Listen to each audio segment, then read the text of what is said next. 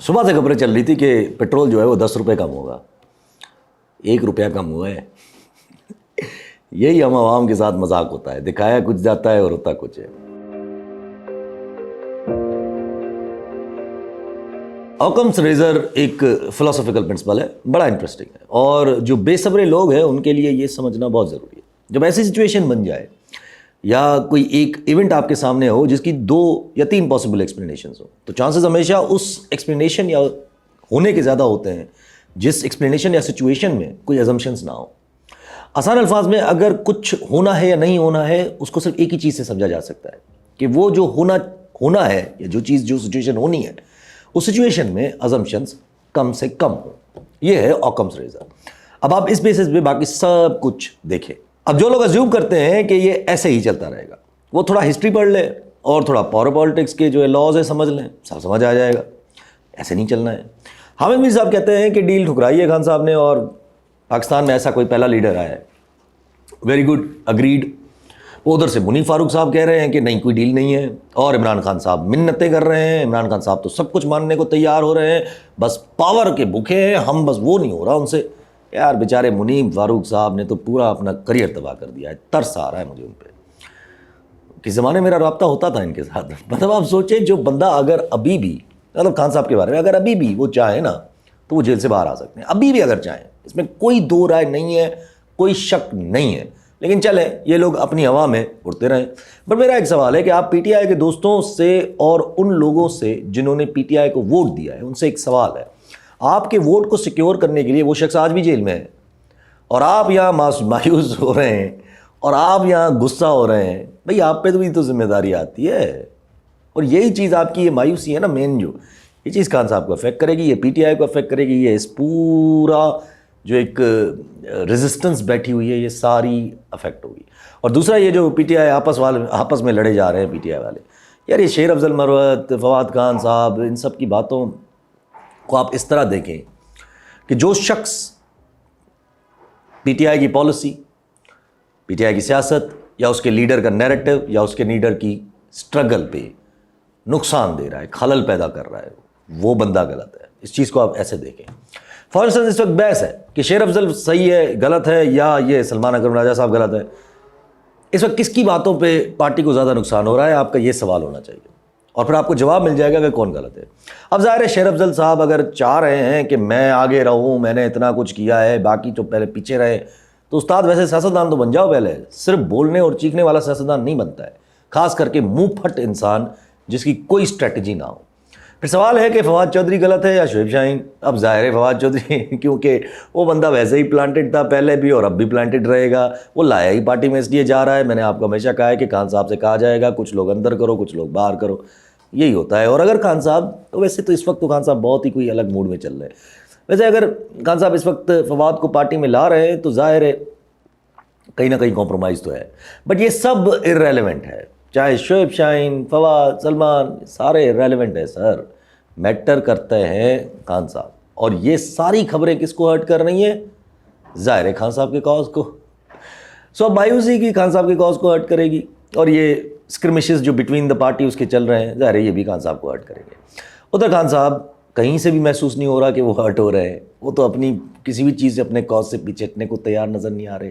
آج بھی انہوں نے میجر ڈیسیجن لیا ہے اپنی پارٹی میں لوگوں کو نکالنے کو, اور اس طرف سے کوئی پرواہ نہیں ہے, یعنی کہ اسٹیبلشمنٹ کی طرف سے بھی کوئی پرواہ نہیں ہے کہ کیا کوئی کیا سوچ رہا ہے. نہیں ہے. کیا بولے, مطلب بول نہیں سکتے نا, ورنہ تو بہت کچھ بول سکتے. آپ نے اپنا کام کیے جا رہے ہیں. سو ٹھنڈ پروگرام چل رہا ہے پاکستان میں. 2 منٹ میں اب آپ کے آف ٹاپک جاؤں گا. آف ٹاپک تو نہیں ہے, ضروری ہے, لیکن یہ کارپوریٹ فارمنگ کے لیے جو آرمی چیف صاحب اور مریم نواز شریف صاحبہ as a C M Punjab افتتاح کرنے پہنچے تھے گرین کارپیٹ انیشیٹو کا. اب یہ وہی پروجیکٹ ہے جس کو چولستان کی طرف سے جو کینال نکال کے آباد کرنا ہے, یہ وہی پروجیکٹ ہے. ایوری بڈی نوز کہ یہ چولستان کے لیے جو کینال نکل رہا ہے وہ ڈیزاسٹر ثابت ہوگا سندھ اور بلوچستان کے لیے, خاص کر کے سندھ کے لیے. لیکن پرواہ ہے کسی کو؟ کوئی بھی کارپوریٹ فارمنگ کے اگینسٹ نہیں ہے سر, کوئی بھی ڈیولپمنٹ کے اگینسٹ نہیں ہے. بٹ سوال وہی ہے نا, development the cost of what, نیت کیا ہے آپ کی, یہ مین کوشچن ہے. کیونکہ دیکھیں کوئی کتنا بھی اگنور کرے نا, اس پروجیکٹ کا مقصد سمپل ہے کہ چولستان میں وہ جو زمینیں آباد کرنی ہے نا, وہ جو وہی زمینیں ہیں جو کالا باغ ڈیم کے آسرے پہ آپ نے خریدی تھیں، اور اب ان زمینوں کو پوری طرح سے آباد کیا جا رہا ہے، اور بیچیں گے کس کو؟ ظاہر باقیوں کو دیں گے کہ بھئی یہ دیکھیں کارپوریٹ فارمنگ کا سسٹم بنا کے دیا ہے، آ جائے۔ نام بدل دیا ہے آپ نے، نام رکھ دیا ہے کارپوریٹ فارمنگ اور گرین کارپوریٹ انیشیٹو۔ کر کون رہا ہے گرین کارپوریٹ انیشیٹو؟ کوئی کمپنی بتا رہے ہیں، وہ green corporate initiative is what? It's a company owned by Pakistan army. اب یہ تو حال ہے ہمارا، اور پھر کہتے ہیں کہ ملک کے لیے ہو رہا ہے یہ سب کچھ۔ مطلب ان سمپل ٹرمز چولستان آباد کر کے پنجاب کی زمینوں کو آباد کیا جائے گا، سندھ اور بلوچستان کی زمینوں کو بنجر کر کے۔ اضافی پانی تو آپ کے پاس ہے نہیں، فضول میں یہ کہانی ہے کہ پنجاب اپنے پانی سے دے گا۔ اپنے پانی سے کیا مطلب ہوتا ہے؟ آپ کے اپنی پنجاب کے آپ دوسری کوئی زمینیں جو ہیں وہ غیر آباد کر کے پانی ادھر دے گا؟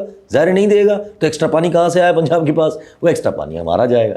اٹس ایز سمپل ہے، but nobody is batting an eye, کسی کو نہیں پڑا۔ نہ سندھ میں عوامی سطح پہ اس پہ کوئی رسپانس آ رہا ہے، نہ سندھ میں حکومتی سطح پہ اس پہ کوئی رسپانس آ رہا ہے۔ پیپلز پارٹی بیٹھی ہوئی ہے ابھی تک فیڈرل گورنمنٹ میں، ہم سب صرف منہ پھاڑ کے دیکھے جا رہے ہیں کہ واہ کیا ہو رہا ہے، لیکن بات یہ ہے کہ ہم کر بھی کیا سکتے ہیں۔ سندھ میں عوام بیچاری بہت پس گئی ہے، بہت پس گئی ہے سر۔ ایک دن میں 9 لوگ اغوا ہو جاتے ہیں، نو بڈی بیٹس این آئی، کسی کو پرواہ نہیں ہوتی۔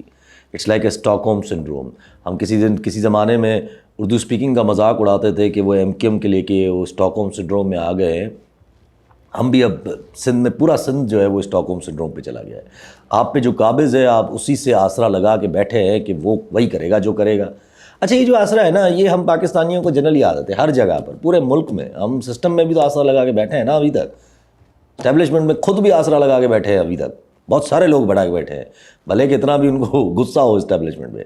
اکثر لوگ مجھے بھی یہی کہتے ہیں کہ میں بھی اچھے کے آسرے لگاتا ہوں، مگر ایسا نہیں ہے۔ میں پروفٹ اور لاسٹ ایکویشن دیکھتا ہوں سر، اس وقت کیا کھویا کیا پایا یہ سوال ہے۔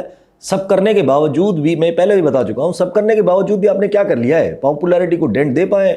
کیا خان صاحب کو جھکا پائے؟ نہیں، تو پھر آپ نے جو بھی کیا ہے وہ سب لاس ہی ہے، because the purpose you wanted to achieve has not been achieved.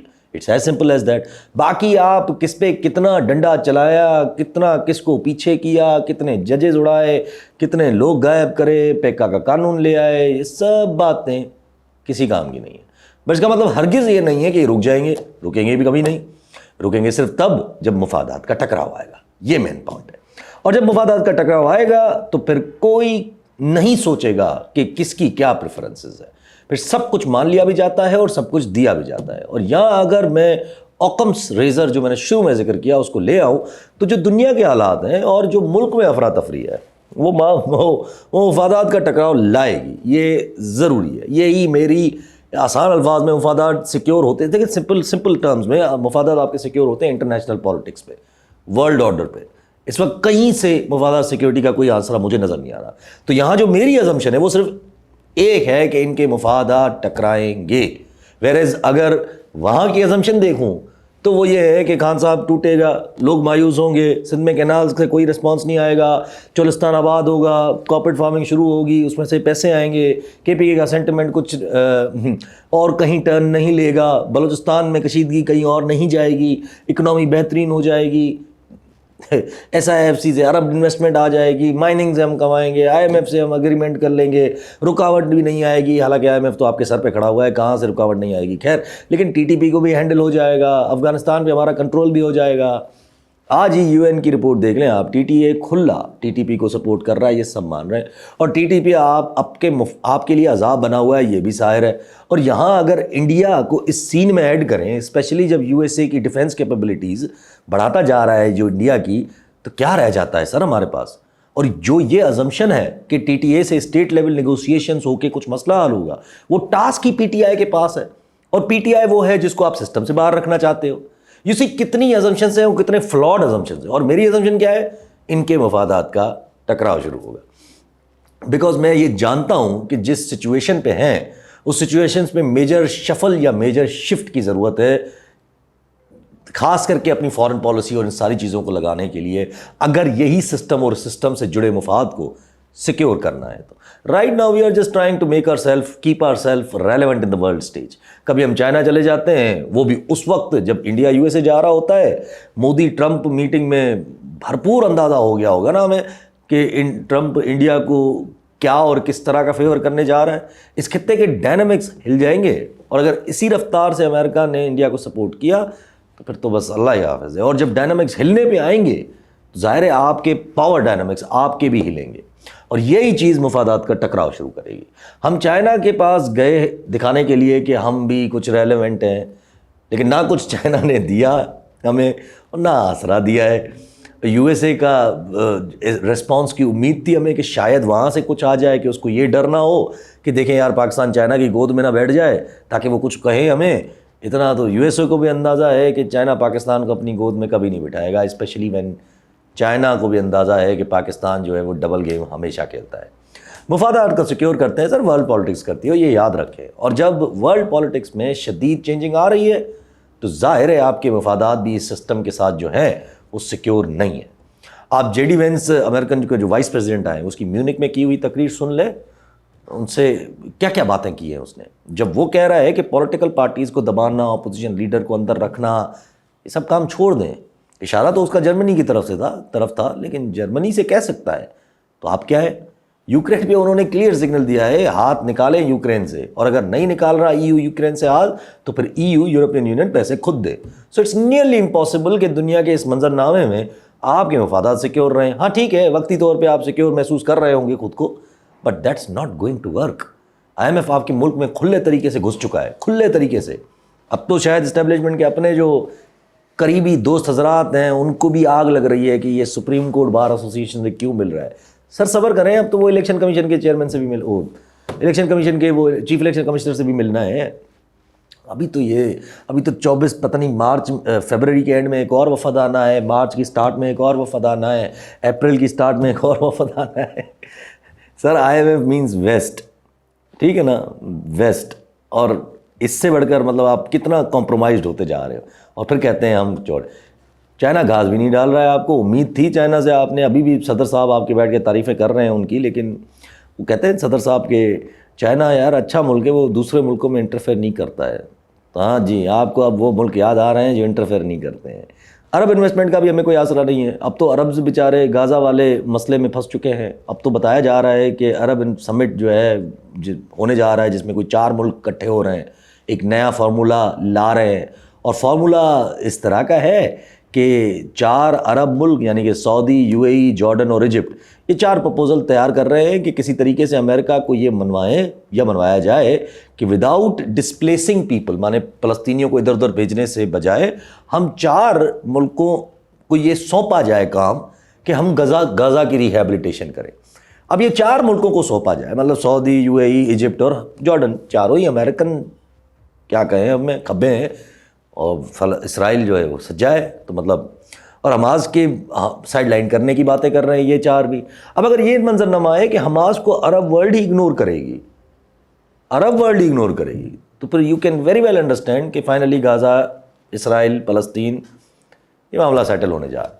اب امریکہ اس فارمولے پہ مانتا ہے یا نہیں مانتا ہے یہ نہیں پتہ مجھے. اس فارمولے پہ کم از کم اسرائیل نارملائزیشن بھی ہو جائے گی، مڈل ایسٹ میں امریکن اسٹرانگ بھی ہو جائیں گے، اسرائیل بھی ان کا، عرب ورلڈ بھی ان کی.